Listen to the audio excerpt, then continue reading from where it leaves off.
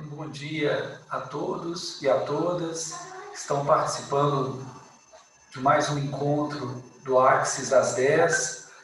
A gente agradece aí a participação de todos e a oportunidade que teremos de debater hoje com os senhores mais um assunto específico que trata aí das questões ligadas a financiamento da folha de pagamento e outras linhas de crédito.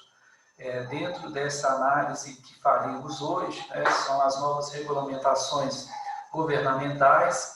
A gente sabe muito bem que as instituições confessionais e católicas, elas são, de certa forma, até reticentes em relação à busca e à captação de recursos no mercado, mas diante dessa situação de pandemia e diante de um cenário em que se deve fazer conta, é importante realmente a gente avaliar as possibilidades, né? Dentro dessa linha de crédito que está sendo trabalhada através do BNDES, né, o Banco Governamental, tem-se realmente algumas possibilidades interessantes e que podem, de certa forma, vir a contribuir aí com a gestão das instituições, principalmente que a gente ainda tem, para o ano de 2021, um cenário muito incerto, um cenário muito inseguro, né? A gente não consegue afirmar como que serão as nossas receitas e as nossas despesas no ano de 2021. A gente sabe muito bem que muitas instituições já estão aí na fase final de preparação do seu orçamento para 2021, mas é importante, então, a gente realmente contemplar dentro desse cenário essas condições. E sendo uma condição favorável, uma condição realmente interessante, o que a gente recomenda é, ao menos, se fazer um discernimento sobre essas possibilidades. Então, eu agradeço desde já a participação de todos. A nossa lógica de realização do encontro é a mesma dos demais. São em torno de 35, 40 minutos que o professor e mestre Namilton Coelho, ele vai discernir sobre o tema, ele vai discutir sobre o tema, ele vai falar sobre o tema, e a gente vai interagir com ele ao final, através das perguntas. Então, por favor, ao longo da fala dele, os senhores e as senhoras puderem remeter as perguntas pelo chat, a gente anota todas as perguntas e a gente, ao final, os 20 minutos finais são para debates e essas colocações acerca das perguntas. Namilton, a palavra está com você. Desde já lhe agradeço, né, por mais esse encontro conosco. Obrigado, Márcio. Bom dia a todos e a todas. É um prazer enorme estar aqui com vocês para trocarmos uma ideia, né, a respeito de uma questão tão emblemática quando se fala de empréstimo bancário, empréstimo financeiro. Emblemática seja para qualquer empresa, especialmente em organizações religiosas e associações. Nós vamos aqui tecer um pouco. Uma mensagem que a gente sempre abre os nossos encontros, essa aí foi do nosso Papa, né, em 30 de agosto, na homilia, ele trata da questão da cruz. E para Pedro e outros discípulos, mas também para nós, a cruz é um escândalo, enquanto Jesus considera um escândalo fugir da cruz, o que significaria fugir da vontade do Pai, da missão que ele confiou para a nossa salvação. Então, traduzindo um pouco para o nosso tema aqui, o empréstimo pode ser uma cruz, né, para vários, né, é uma questão que todo mundo evita, mas nesse momento que estamos aí de estratégia, de valores, de não sabemos como estarão nossas receitas, né, em vários campos, seja na assistência, seja na saúde, seja na educação, então é tratar essa cruz não como escândalo, né, mas como uma oportunidade também a ser avaliada. Adentrando aí nas considerações dos fluxos de caixa, nós estamos falando de dinheiro, tem algumas medidas, só para relembrarmos aí no período de pandemia, que tem várias medidas que foram externas, que dependem de regulamentação, e medidas internas que caberiam à gestão de cada entidade. Na externa, tem aí, uma delas nós vamos falar, são os empréstimos, né, para capital de giro, né, para financiamento das atividades do dia a dia. Tem empréstimos para, no caso de ampliação de leitos na área de saúde, ou mesmo de aquisição de equipamento, investimentos. Tem um empréstimo para a folha de pagamento, que é um dos objetos nosso hoje, que é para 4 meses, que a legislação agora traz, e suspensão de pagamento de financiamentos bancários, que várias instituições, naquelas que já têm financiamento, nesse período aí, tem suspensões que variam aí de 4 a 6 parcelas, né? Então, são medidas, algumas delas, que podem aliviar, de alguma maneira, essa saída de caixa, de fluxo de caixa. E quais são as internas? A gente já viu aquele banco de horas, férias coletivas, férias individuais, apesar da medida do governo que tratava daquelas negociações de banco de horas individualmente com o funcionário para compensação de 18 meses a partir de janeiro, essa é uma medida que hoje não está valendo, mas as estratégias de banco de horas, de férias e coletivos individual, ela ainda permanece, porém com os prazos que hoje a lei determina para os empregados, mas também é uma medida ainda válida. A renegociação de contratos com fornecedores, seja para diluir prazos de pagamento, seja para rever valores, escopo do contrato, redução de carga horária e salário. Hoje, a legislação permite até 6 meses. Esse até 6 meses, com detalhe que ele é ao período da pandemia. Qual que é o período da pandemia hoje definido pelo decreto legislativo? 31 de dezembro. Então, algumas medidas têm prazos, né? E algumas também internas são postergações de pagamentos de INSS e FGTS, que são alguns encargos sobre a folha. Então, é preciso medir vários desses cenários para avaliarmos. Vamos precisar de recurso? Primeiro, nós podemos rever internamente qual é o valor que nós vamos precisar, qual é a estratégia nossa para terminarmos esse mês, esse ano, começarmos o ano que vem. Então, é um pouco desse cenário que a gente aborda inicialmente aqui. E para falarmos de empréstimos, uma das coisas que a gente pode enfatizar é como é que se dão as taxas no Brasil. Um índice importante é o índice de inflação, que é o IPCA, Índice Nacional de Preço ao Consumidor, em que, graças a Deus, ele está baixo.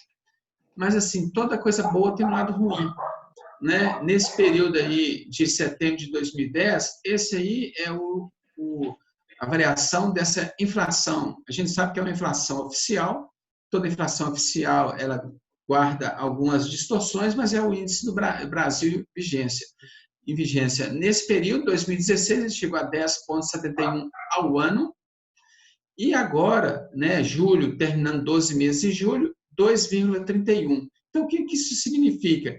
Que a inflação está baixa por vários motivos. Uma delas é porque a economia está baixa, mas tem outros fatores na economia que também perseguem uma taxa de juros menor. E por que é importante a gente saber taxa de inflação? Porque tem a ver com o que a gente vai tomar de empréstimo, né? Reajuste de alguns contratos, né? De receitas. Então, esse é um parâmetro importante. De taxa de juros no Brasil. Essa a gente entende aí como taxa Selic, né? Uma taxa aquela que o Banco Central toda vez reúne e numa quarta-feira, chega de noite, dá a taxa, qual que é a taxa de juros no Brasil. Essa é uma taxa média, né?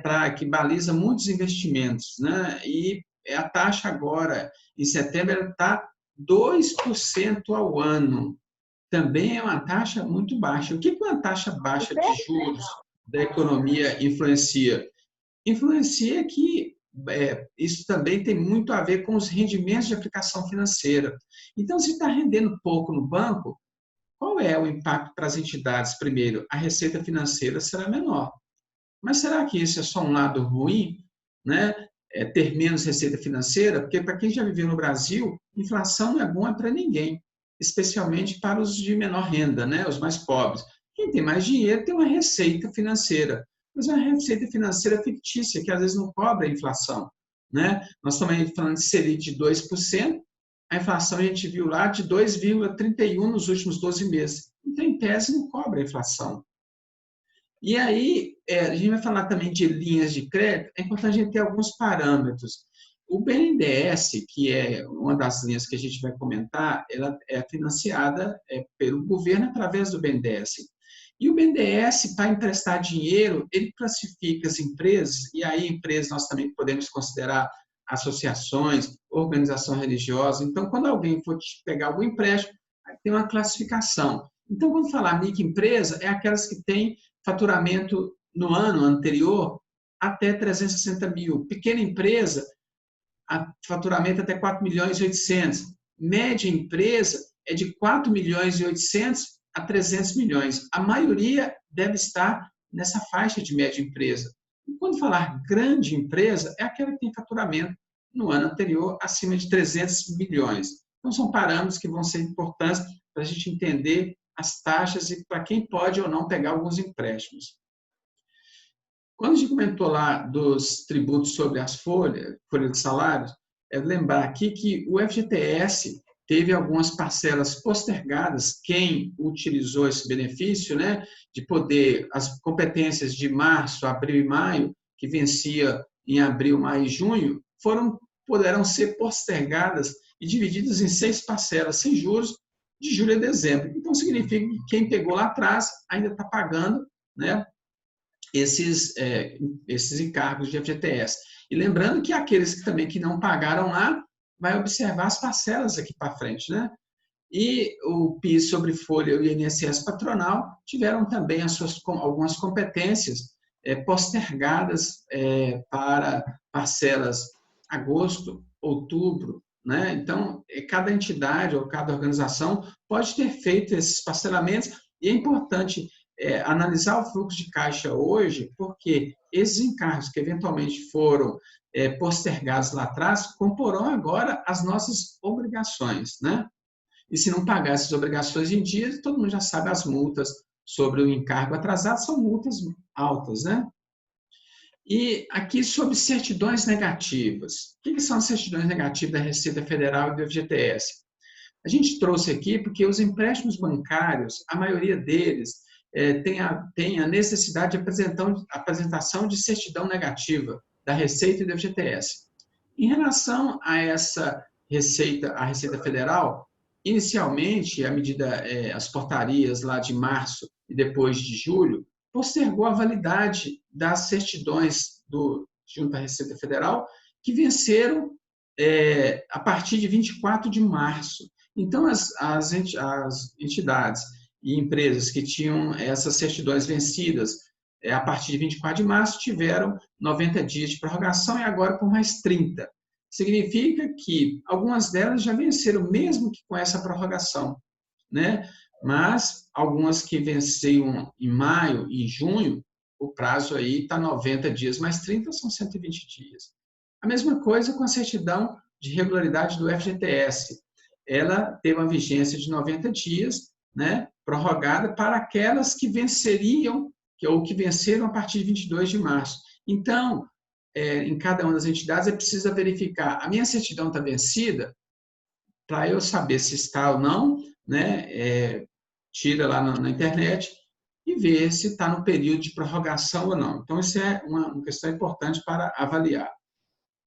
E aí nós entramos na primeira parte, que é a medida provisória 944 de 2020, que ela é de 3 de abril, ela instituiu o Programa Emergencial de Suporte a Empregos, o PESE. E aí você fala assim, Milton, mas esse negócio foi lá em abril, nós estamos iniciando, porque a lei que nós vamos falar teve como origem essa medida provisória. E essa medida provisória, ela falava que quem poderia pegar esse empréstimo para pagar folha? Empresários, sociedade empresária e sociedades cooperativas. E até quando? Até 30 de junho. E existiam muitas entidades que, ao chegar ao banco, o banco falava, não, vocês não são empresários nem sociedade empresária. Então, não concedia. Algumas entidades conseguiram, junto a bancos, mas a maioria não conseguiu. E aí, o que veio a Lei 14.043, que teve como base essa medida provisória 944? Ela instituiu, ela está tratando esse mesmo tema, só que aqui ela fala uma coisa que mudou em relação à medida provisória. Ela destina ao pagamento salarial de seus empregados, e já começou aqui uma pequena diferença, verbas trabalhistas. O que são verbas trabalhistas? É aquilo que também pode ser em rescisão, e especialmente a lei traz de rescisão aquelas que você for recontratar, você pode pagar com esse dinheiro aí do empréstimo. E aí ela fala, quem pode pegar? Aí começa a melhorar um pouco.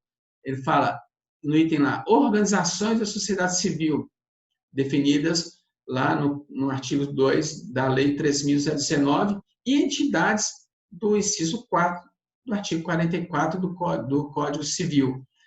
E também poderão formalizar até 31 de outubro. Então, o que antes era até 30 de junho, agora é até 31 de outubro.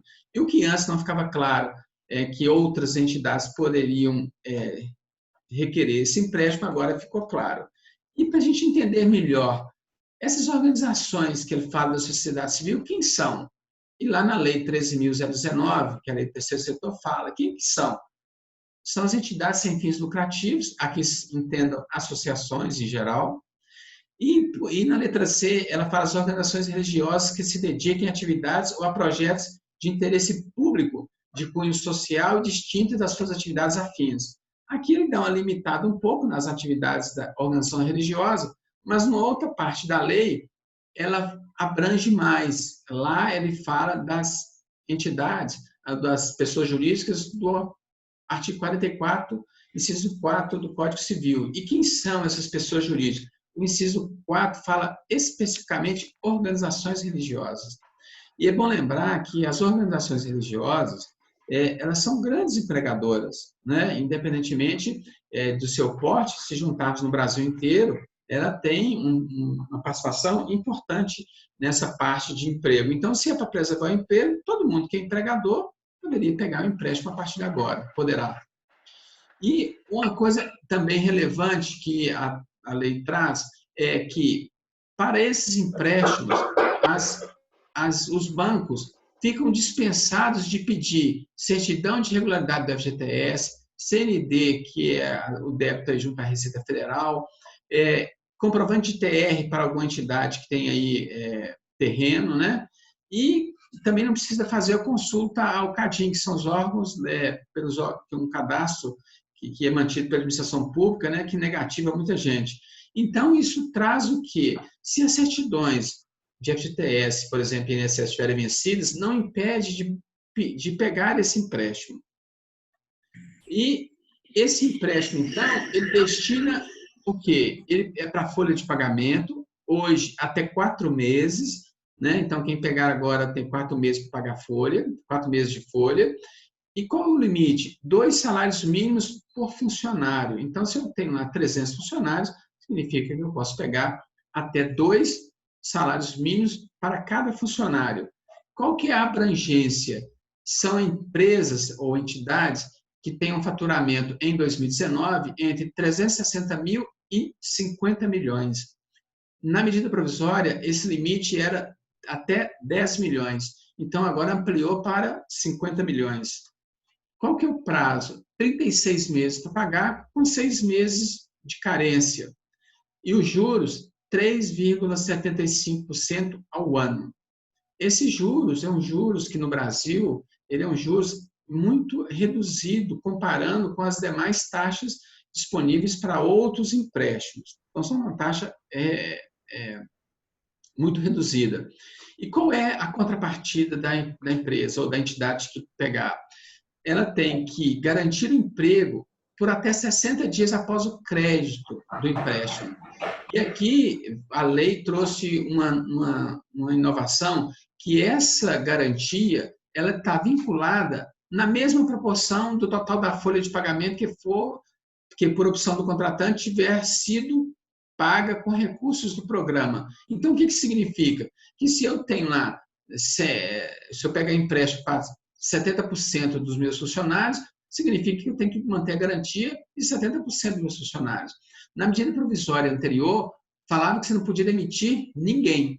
Então, agora já trouxe uma flexibilidade maior. Então, qual é a estratégia? Então, se eu tenho um determinado número de pessoas que a entidade precisa desligar, então não pegar empréstimo para pagar o salário dessas pessoas, né? Já que ela pretende desligar essas pessoas.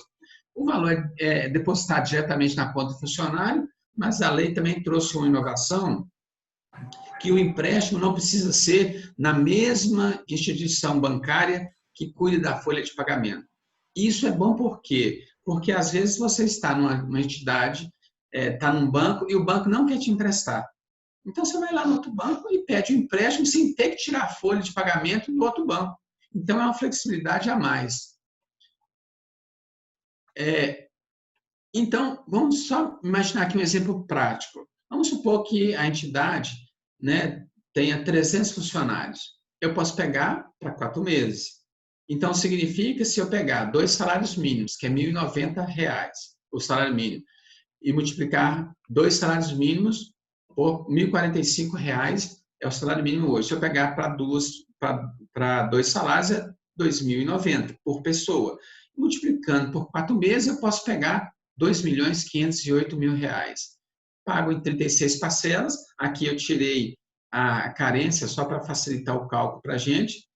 Eu pago uns juros de 145 mil, um total final de 2.653.000. Mas alguém pode falar assim, mas, Dona Milton, eu não quero pegar empréstimo. Aqui nós estamos falando de estratégia para aquelas pessoas que também precisam fortalecer o seu caixa. A obtenção do empréstimo não necessariamente significa que a pessoa está endividada. Significa também que a pessoa pode fortalecer o seu caixa, porque pegando um empréstimo a 3,75% ao ano, dificilmente as entidades lá na frente, quando estiverem com seu caixa mais vazio, conseguirão um outro empréstimo com uma taxa tão pequena igual essa. Então, muitas organizações fortalecem primeiro o seu caixa, ganham musculatura para quando, nos momentos mais difíceis, que pode ser mês que vem, esse ano, ano que vem, eu tenha lá um recurso guardado.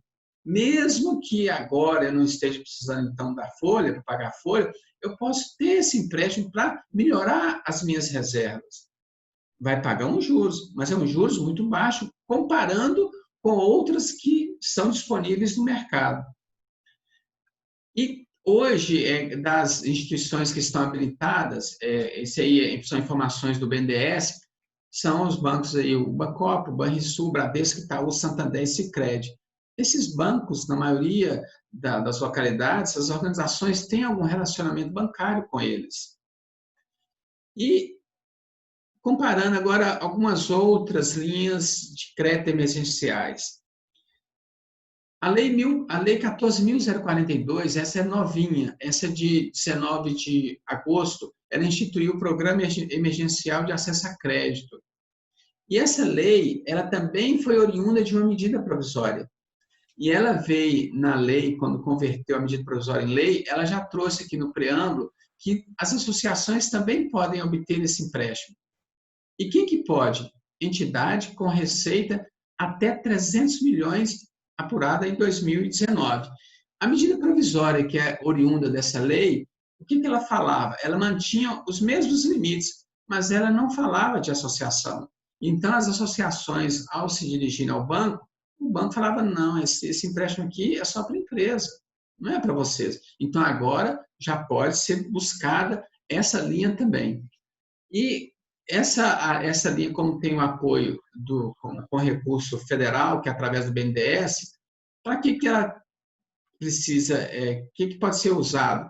Para investimento, para comprar máquina, para despesas de custeio, folha, máquinas, matéria-prima, ou seja, para tudo.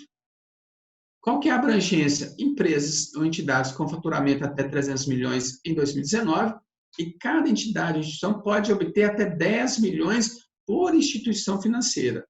Isso por instituição significa que se mais de uma instituição resolver financiar a entidade, ela pode pegar 10 milhões por instituição financeira. Qual o prazo? 60 meses, com 6 a 12 meses de carência. E os juros, esses juros não é igual o da folha. Esses juros vai depender da instituição financeira. Mas é um juros também mais baixo, comparando a outros que o banco tem, porque essa linha tem o financiamento do BNDES. Então, é uma linha em que a instituição financeira, ao emprestar, ela pega mais barato esse dinheiro. Mais barato com quem? Com o BNDES, e repassa para as entidades, né? E aí, como é que quem pode pegar? Pode pegar até 31 de dezembro de 2020. Da mesma maneira, lá nessa lei, fala que o banco não precisa pedir garantia real ao pessoal nas operações, mas é facultado ao banco pedir as garantias. Então, por que fica dispensada a garantia real? O banco não é obrigado a emprestar para qualquer um. Ele não obriga, essa lei não obriga ele a emprestar. Ele fala que ele pode emprestar e ele não precisa ter garantia real. Mas o banco, né, gente, ao emprestar para alguém, ele vai, se os senhores e senhoras tiverem um relacionamento com o banco há mais tempo, ele vai emprestar com algumas facilidades em termos de garantia. As liberações de crédito nessa nova lei, como ele é garantido pelo BNDES, as novas contratações também são isentas de uma taxa que eles têm lá, que é encargo concessão. Então, são taxas menores. E para fins também desse aí, é dispensado essas certidões aí que a gente falou também lá na outra lei. Então, são diferenciais desses dois empréstimos que as instituições, primeiro, que estejam com muita dificuldade de crédito, né, com certidões negativas vencidas, podem ir ao banco e o banco pode abrir mão dessas certidões. E essas certidões, por que está a lei dispensa? Porque a lei traz o seguinte, todo empréstimo que tiver alguma garantia do governo, nesse caso o BNDES, num caso normal, tem que ter todas essas certidões em dia. E nesses dois específicos, a lei já dispensou. Quais instituições, então, estão habilitadas nesse crédito? Esse rol é um pouco maior do que o outro. A gente trouxe aqui os principais bancos, que na maioria aí, das localidades, as entidades possuem relacionamento ou conta. E, tratando aqui um pouco de taxas, né, que os bancos praticam, o BNDES ele disponibiliza qual é a taxa média que os agentes financeiros, ou seja, os bancos, estão praticando junto aos seus clientes para emprestar dinheiro. Esse aqui a gente tirou lá para capital de giro, não é dessas leis que a gente acabou de citar, e escolhemos aí o estado, que é Minas Gerais, e o porte da empresa, micro, pequena e média. Pegamos o ramo, que é comércio e serviço, que é o que entrariam aí as associações e entidades religiosas em geral, e é uma taxa média ao ano de 11,05. Então, qual é a ideia da gente entender um pouco melhor?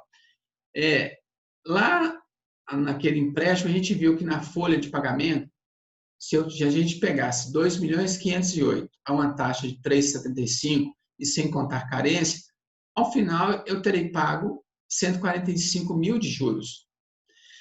Nessa capital de giros, vamos supor que agora eu não resolvo pegar esse valor para a folha, mas depois lá na frente eu vou precisar de um capital de giro. Aí a taxa de 11% ao ano, eu pagarei 427 mil de juros, ou seja, 282 mil reais a mais. Então, qual é aquela estratégia que a gente conversou? Se eu estou com caixa com sinais que ele vai esvaziando, né, eu vou melhorá-lo, eu vou fortalecê-lo, porque lá na frente, com certeza, as taxas de juros poderão ser maiores quando eu precisar de tomar o crédito. E pode ser também que na hora que eu for tomar o crédito, eu não tenha hoje as isenções que a legislação me dá. Qual é que a legislação me dá? Certidões negativas não precisa apresentar, né? Eu tenho hoje aí que para a folha de pagamento, ele não pergunta, olha, você vai pegar dinheiro para a folha de pagamento, mas você tem dinheiro no caixa. Então, o banco não vai te fazer essa pergunta. Então, é avaliar. Primeiro, preciso? Não preciso. Vou precisar? Vamos avaliar. Eu vou precisar de quanto? Né? Então, eu posso pegar o dinheiro para pagar a folha, pago com esse dinheiro, e o dinheiro que eu ia pagar a folha com os meus recursos, eu guardo, continua guardado. E agora, só para a gente ter uma ideia de como que é importante essas taxas de juros, como isso sangra o bolso de cada um, né, ou os caixas das entidades, a gente imaginar que taxas de juros, essa taxa de juros aí da folha de pagamento é 3,75 ao ano, dá uma taxa de 0,31% ao mês. Quando alguém chega lá e fala assim, vim pegar um empréstimo aqui, aí o banco fala, não, a taxa de juros é pouco, é 1% ao mês. Então, a taxa já pula ao ano para 2,68. E a maioria dos bancos emprestam em taxas aí para capital de giro, às vezes até 3,5%. Uma taxa de 3,5% ao mês, gente, dá uma taxa ao ano de 51%.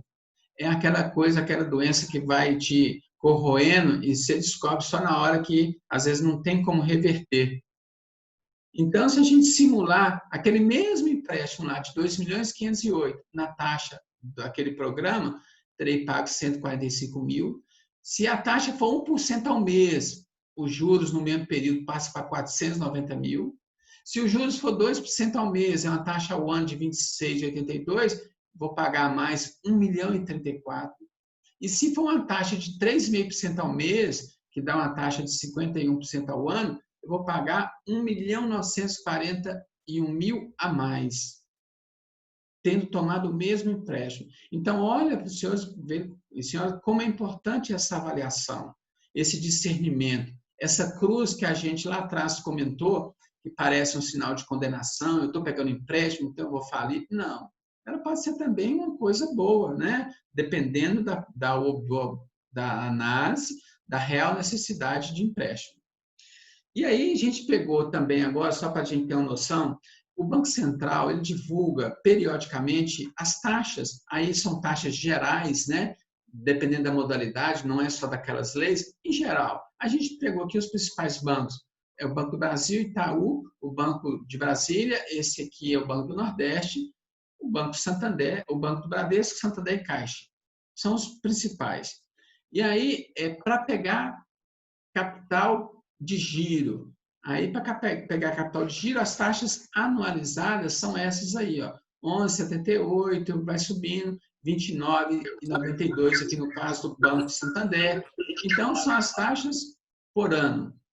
E aí, para a gente entender na prática, se eu pegasse um valor e fosse nessas taxas, essas taxas são as taxas médias, praticadas de 11 a 17 de agosto por essas instituições e divulgada pelo Banco Central.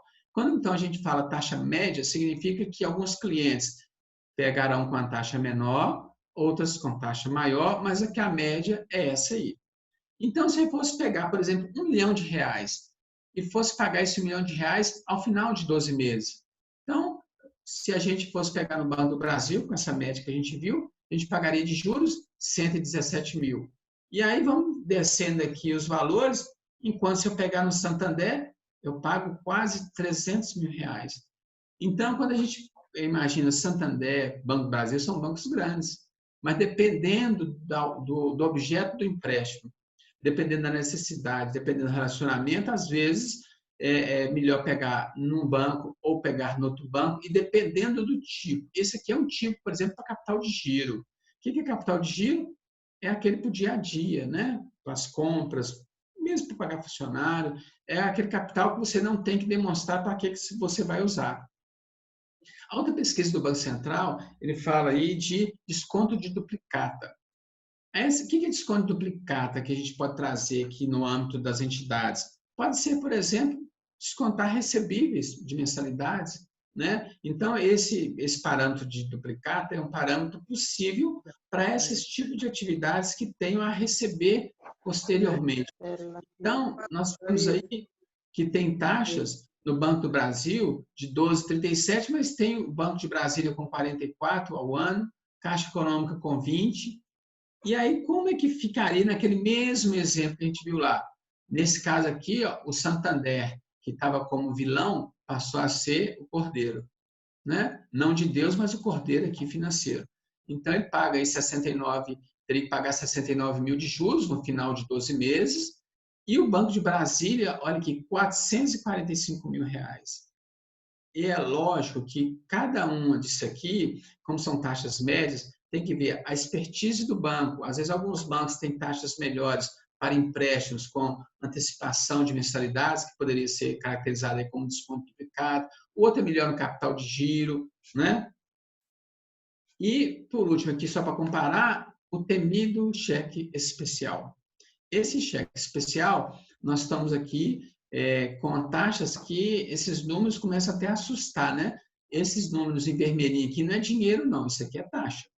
Então, a gente vê, olha aqui, o Banco do Brasil e o Banco Itaú, 340% e 355% ao ano.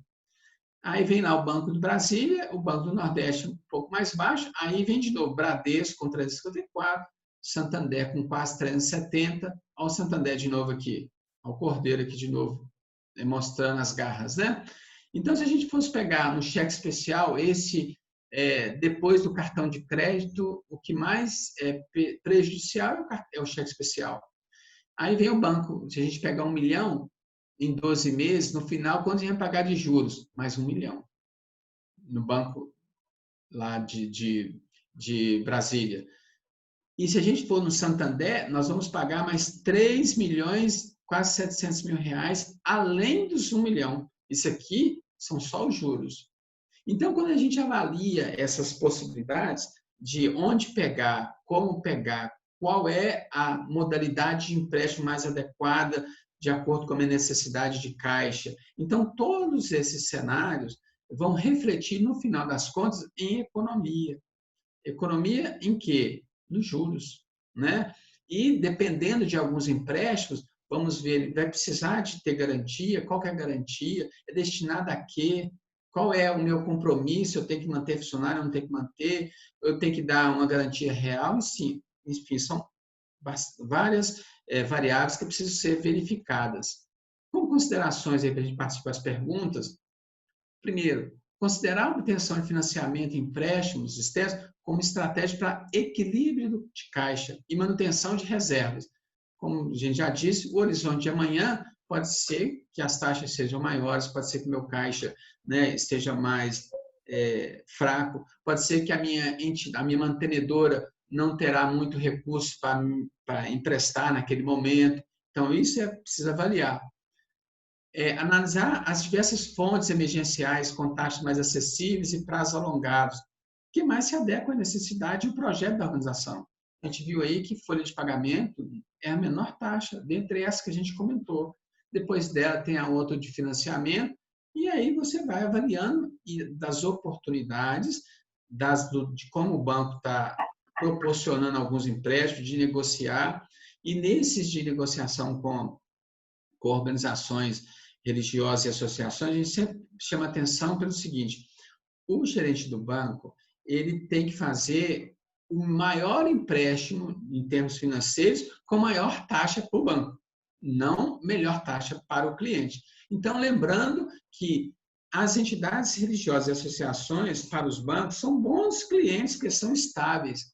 E esses bons clientes, o que a gente vê em muitos casos, é que o banco, em vez de proporcionar taxas menores para eles, às vezes eles não vão proporcionar aquela taxa boa.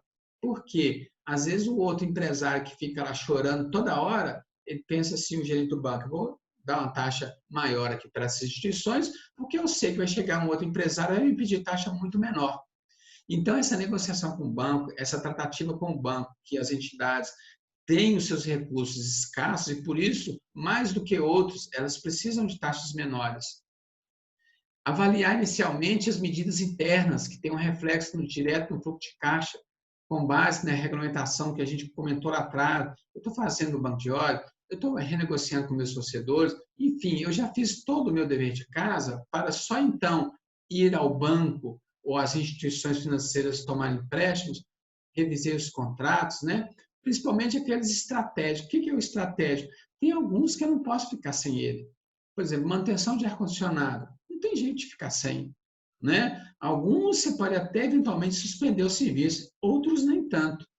Reavaliar o investimento em ampliações e manutenções com novos projetos. Primeiro, algumas manutenções são urgentes, outras podem ser postergadas, né? Com ampliação. E replanejar o orçamento para o exercício, considerando o atual quadro, observando o impacto diário que for relevante. Aí vai valer tanto para a obtenção de receita, como a gente falou aqui, com juros, o cálculo dos juros, como também readequar as despesas em função das receitas, seja decorrência de atividades de educação, de saúde, de assistência, seja das receitas que terão oriundas aí de empréstimos. Aí, Márcio, nós estamos aí tendo tempo para a gente partir para a parte de perguntas. Isso, Namilton, queria te agradecer, né, pela exposição, pela tranquilidade aí nas colocações. O tema são muitos detalhes, né, mas eu acredito que a sua exposição certamente nos ajudou bastante. Antes da gente passar aqui para as perguntas, Namilton, a gente tem algumas, a gente só gostaria de ressaltar que nesse mês de setembro a gente continua com os nossos encontros aí no Axis às 10, todas as quintas-feiras. Na próxima semana a gente tem a professora Branca Heloísa, que ela vai tratar dos aspectos gerenciais, né, da Lei Geral de Proteção de Dados nas obras católicas. Então, a gente tem aí a oportunidade, semana que vem, de discutir um pouco mais dessa legislação que está entrando no Brasil, mas a professora Branca já atua com isso há bastante tempo e vai trazer para nós essas implicações aí dentro e os cuidados que a gente tem que ter nos aspectos tecnológicos e gerenciais dentro das instituições católicas. Então, também é um tema de muita relevância.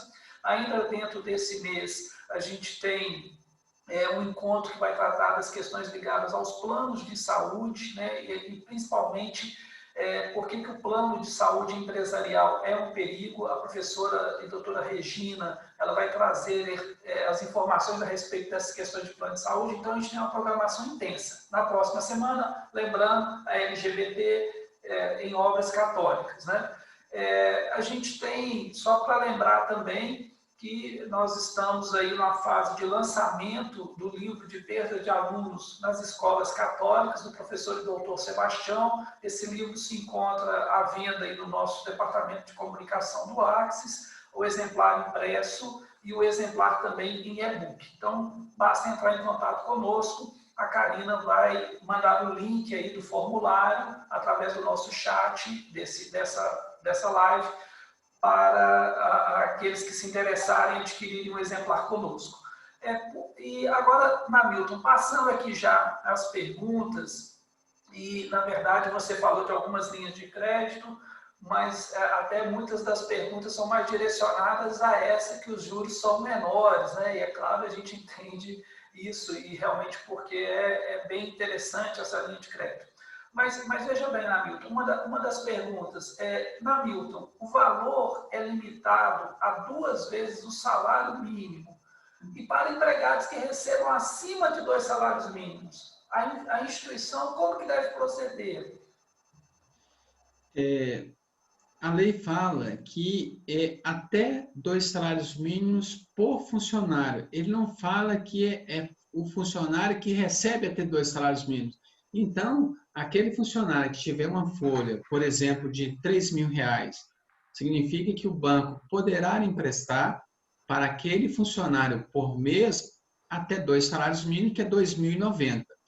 A diferença entre R$2.090 e o líquido da folha deve ser de responsabilidade, o recurso deve vir da entidade, né? Então, da organização religiosa ou da associação. Então, o banco não poderá depositar mais do que R$2.090 em cada conta, em cada funcionário. Então, lembrando, ela não precisa saber quanto que o funcionário recebe. Ela vai só limitar ao depósito. Tá certo, Namilton. Uma outra pergunta se o funcionário pedir conta nesse período, eu posso aceitar mesmo tendo utilizado o empréstimo? Uma das condições lá para esse tipo de empréstimo é que a instituição que pegou esse empréstimo no banco, ela tem que manter e não pode demitir o funcionário até 60 dias, após o depósito da última parcela. Então, a gente falou lá que pode pegar para 4 meses, né? Então, significa, e ele vai liberando todo mês, porque o banco é desconfiado, que ele fica com medo de colocar tudo num mês e todo mundo gastar. Então, ele é mês a mês. Então, um mês, outro mês. Então, ao final do 4º mês, é o prazo que começa a contar os 60 dias. Ah, Namilton, mas eu peguei só para 2 meses. Então, ao final de 2 meses, será 60 dias. E eu peguei para 1 mês. Ao final de 1 mês, a carência é 60 dias. Então, Isso é para manter os empregados. Agora, eu não posso ser punido naqueles casos em que o funcionário, primeiro, pediu demissão, né? Então, a lei, já nesse caso, não precisa observar. O segundo caso, dispensa por justa causa. O dispensa por justa causa também não entra nessa vedação aí que a lei não deixa fazer a demissão. Então, ela trata só da dispensa sem justa causa, né? Então, aqueles casos é bom lembrar aí, a pessoa que pedir para ser mandada embora, e a entidade vai lá e manda ele embora, o que sai na rescisão é que dispensou ele sem justa causa. Às vezes, né, a entidade pode atender um pedido do funcionário, mas nesse caso da lei precisa estar bastante atento. Se ele pediu para ser mandado embora, se a senhora e os senhores tiverem pego empréstimo e que o empréstimo também foi beneficiado daquele funcionário, infelizmente não poderá ser feita essa demissão, senão as prestações que estavam lá naquele período, pagar até 36 meses, vence tudo antecipadamente. Essa é a punição. Então, se mandou embora, né? A punição, pode mandar embora até pode, né? O problema é a consequência. O empréstimo vence tudo na hora. Então, aquele combinado lá de pagar em 36 meses não tem. Tá certo, Hamilton. Você até nessa resposta sua já respondeu a outras perguntas que era exatamente isso. Agora, mesmo assim, ainda quanto à demissão, tem uma outra pergunta aqui, Hamilton, que trata do seguinte: caso demita algum funcionário sem justa causa, e esse funcionário, né, tiver sido feito, computado para fins do empréstimo, o empréstimo a ser pago antecipadamente é somente dos valores pertinentes a este funcionário ou se encontra vencido o empréstimo de todos, no seu exemplo aí de 300 funcionários, de todos os 300? Você pode esclarecer isso? Eu posso, inclusive, a gente podia mandar essa dica lá para o nosso presidente, Bolsonaro, né, para ele colocar lá e falar assim: olha, presidente, eu tenho que mandar embora só quem foi última necessidade. E eu vou devolver só o que eu peguei de um funcionário. Mas a lei não é assim. Você vai manter a proporcionalidade. Se mandar um, compromete os demais. E ali a gente fala, qual que é a estratégia que poderia ser avaliada nesse caso, como a gente comentou lá anteriormente. Se eu tenho, por exemplo, 300 funcionários, e eu sei que eu vou desligar 30, por qualquer motivo, e sem justa causa, então eu não vou pegar o empréstimo para esses 30. Eu vou pegar para quem? Para os outros 70%. Então, a lei ela foi diferente da medida provisória, que a medida provisória era ainda pior. A redação ainda era pior. A redação falava que não podia demitir ninguém. E aí, travava muito, porque alguém que fosse analisar, falou, peraí, eu vou ter que mandar embora 30%. Então, se eu pegar o dinheiro, eu travo, que eu não posso mandar o pessoal embora. Então, tem que avaliar bem esses desdobramentos e essa decisão, para que uma coisa boa agora, com juros baixos, né, não fique impeditivo de uma outra ação também importante para a entidade, que às vezes é um desligamento. Mas não pode mandar embora. Tá certo. Então, só para resumir o que você colocou, se a gente tem lá 300 funcionários, 30% eu não vou mandar embora, ou seja, 90% eu não vou mandar embora, esses 90% a gente não utilizaria o empréstimo para poder pagar o salário dessas pessoas, a gente usaria dos 210. Em resumo, é isso. Bom, Hamilton, agora uma outra questão aqui. Saindo desse pressuposto, né, saindo desse pressuposto aí dos funcionários, mas ainda sobre essa linha de crédito, que eu diria que são a maioria das perguntas são nesse sentido, ainda nessa linha de crédito. O banco, Hamilton, ele pode se negar a tentar liberar essa linha de crédito para a minha instituição, considerando que já estava sendo negociada uma outra linha de crédito com ele, com a própria instituição financeira. A pessoa até cita aqui qual que é o banco, é um desses bancos de primeira linha, Hamilton, mas aqui não vou nem citar porque não é o caso, né? Ou seja, a instituição já estava negociando uma linha de crédito com a instituição financeira. Considerando essa que você está detalhando aqui um pouco mais, o banco, primeiro, ele pode se negar a conceder essa linha de crédito, ou seja, ele me empurrar a anterior ao invés dessa? Márcio, eu vou fazer aqui um trocadilho. Ele pode, mas não deve. Porque na legislação ele fala que apesar dos recursos serem oriundos de uma fonte subsidiada do governo através do BNDES, cabe à instituição financeira liberar o recurso. Ele vai analisar as garantias, analisar tudo. O que não faz muito sentido é que, se ele vai te emprestar uma linha, um dinheiro com juros mais caros, né? Por que ele não vai poder te emprestar uma que está agora nessa lei nova com juros mais baratos? Aí é repensar o casamento com essa instituição. Não é dar o divórcio direto, como falo no interior, mas é colocar ele de aviso. Né? Falar assim, olha, eu estou precisando, e é o que eu falei lá atrás, as instituições sem fins lucrativos precisam muito mais do que qualquer outra de juros menores. Então, ela pode se negar. Agora, se for uma discussão junto aí a Banco Central, aí caberia até uma reclamação de falar assim, olha, para esse empréstimo aqui mais caro, ele pode me emprestar. O mais barato ele não quis. Qual que foi a justificativa?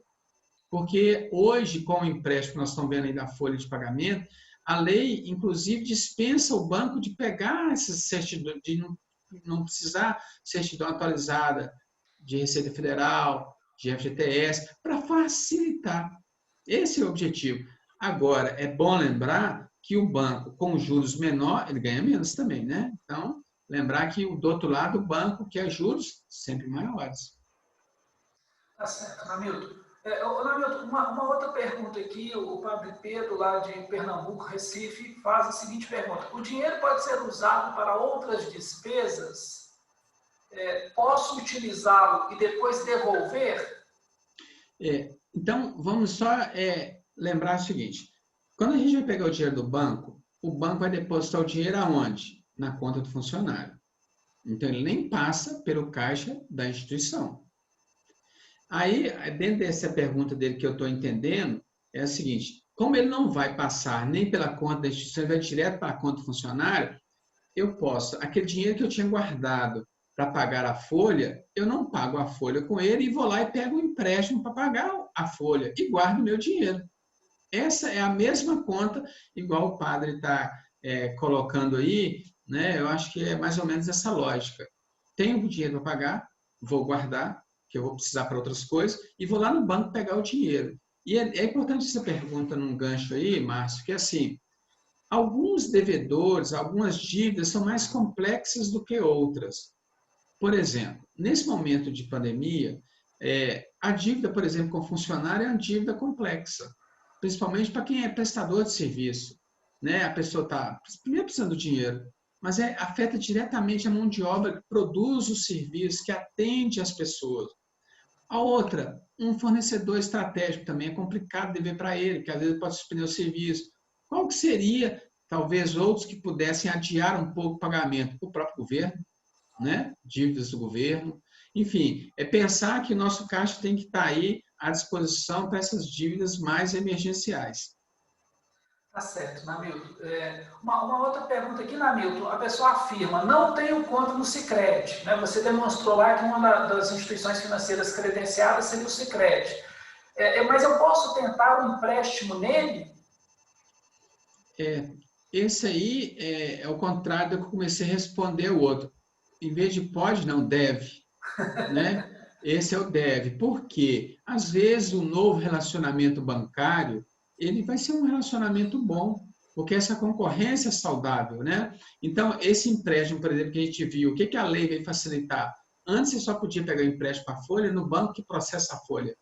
E você mudar a folha de pagamento de um banco para o outro não é uma operação rápida. Ela é possível, mas não é rápida. Então, a lei trouxe isso aí justamente, mas se um banco não quer emprestar, vai lá no outro, porque o outro, com a intenção de fazer um bom relacionamento bancário com a instituição, ele vai querer te emprestar primeiro que a lei permite, né? E se ainda for lá uma nova conta, também vai ser bom. Perfeito. Namilton, uma outra dúvida aqui é o seguinte, a pessoa afirma que a associação dela já pegou, ainda na medida provisória, 2 meses de empréstimo para pagamento dos salários. Foram devidamente depositados nas contas dos funcionários, tudo certo. Agora, ela está entendendo que na nova lei, né, com essa lei que você trouxe, a 14.043, ela poderia pegar mais 4 meses. É isso mesmo? Seriam 2 mais 4 ou é 4 menos 2? É 4 menos 2, porque essa lei é o que transformou a medida provisória em lei. Então, o que a lei falou? Olha, agora você pode pegar até 4 meses, incluindo os dois. Quais os dois? Que eventualmente alguém tenha ido ao banco na vigência da medida provisória até 30 de junho e pegou lá 2 meses. Então, o que ela pode pegar agora? Se ela pegou 2, pegar mais 2. Se pegou 1, vai pegar mais 3. Então, o final sempre é no máximo 4. E houve, inclusive, um intertício entre a medida provisória falava que só podia pegar empréstimo até 30 de junho. E nós vimos aí que essa lei foi só convertida, a medida provisória foi só convertida em lei em agosto. Então, ficou aí um período sem ninguém poder pegar nada. Quem pegou até 30 de junho pegou, quem não pegou teve que esperar a promulgação da lei. Então, agora, nessa próxima, pode pegar. Quem não pegou, pegar 4 aí direto. Não, perfeito. Hamilton, a gente já tá terminando, mas tem mais 2 perguntas aqui. Essa é bem interessante. Assim, posso considerar para a definição da receita bruta somente os valores recebidos? Não, aí é uma questão seguinte, os bancos, para confirmar essas receitas, são as demonstrações contábeis. Demonstrações contábeis, elas registram a receita por competência, ou seja, é aquela receita que eu declarei, recebida ou não. Então, as receitas não são aquele que entrou o dinheiro efetivamente no caixa, mas sim aquele que a contabilidade registrou em 2019 como a receita da instituição. Então, o banco vai confrontar a partir disso, mas do que está lá nas demonstrações contábeis, são informações oficiais. Não está certo, Hamilton. Uma outra pergunta aqui, Hamilton, a pessoa ficou bem atenta aí à sua apresentação, ela coloca o seguinte, Hamilton, no seu exemplo, você deu a diferença para um empréstimo de 2,4 milhões, tem uma diferença de quase 300 mil em relação ao capital de giro. Ou seja, no seu exemplo aí, você comparou os empréstimos por essa linha da Lei 14.043 e a linha de capital de giro, né? Como se estivesse pegando lá para 300 funcionários, em torno de 2,4 milhões. A diferença entre uma e outra foi de 300 mil. É isso mesmo? Eu poderia até voltar aqui para a gente confirmar, mas a diferença é isso mesmo. O que foi considerado lá?